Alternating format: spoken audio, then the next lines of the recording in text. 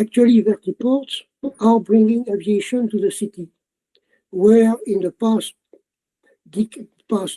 100 years, the idea was more to put the airport outside of the city and probably as far as possible to avoid problems. So we are introducing a new idea, which are also involving different actors. Yeah, actually, this would be very interesting because when we look into integrating advanced air mobility into cities nowadays, I think that it's going to change the way we look into land use and zoning and planning cities. Maybe it's going to actually probably flip our diagram. So all of the relationship between advanced air mobilities, urban planning, and architecture, I think they all need to work together to achieve that step forward in city planning and architecture design. That's why it's not too early to think about it, because it's more of a need now, actually, rather than a luxury. We need to take that step forward sooner rather than later, if anything. Advanced air mobility is rather a necessity than a luxury at the moment to answer many questions and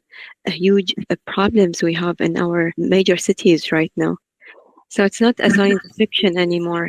It's an answer and a solution for a problem we're facing nowadays. Yeah, thanks. The digitization of airspace has been taking place for years in traditional airspace. The approach that we're taking is kind of twofold. So if you think of what the NASA basic unmanned traffic management system is to do, is to define the capacity of airspace in which these smaller aircraft are going to fly, and allow harmonious integration into the national airspace. So urban air mobility airspace is much lower in terms of altitude, but many of those aircraft will enter an envelope where traditional airspace flies. So we have to design that in. So we need a standard on the ground that gives us that ceiling on urban airspace. And what we did was design and we want this to be an open standard. It's not a proprietary approach. It's to design a 4-dimensional trajectory box. So there's a box that sits in an area where your vertiport's going to be. It defines those potential routes, and it shows those ingress and egress points into that new airspace.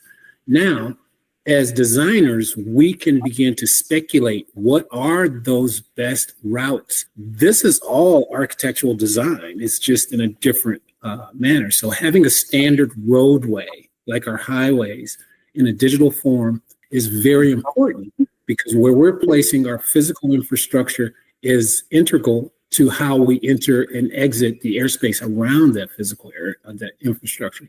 And we can predict all of that using digital tools. The digital twin that Yves spoke of a moment ago is the best possible approach. So if we can have these digital twins that give us that predictability of the ground space assets and the airspace assets as we are planning to integrate them, we can make a ton of mistakes. We can get a lot more sentiment in there to make the adjustments and be closer to correct when we launch that catalyst to show, oh, this actually worked today, and we can improve it tomorrow in these ways. So I think the digital twin is not just an enabling factor, it's an efficiency and safety tool that architects are going to be able to lend to regulators, cities, and commercial providers of these systems.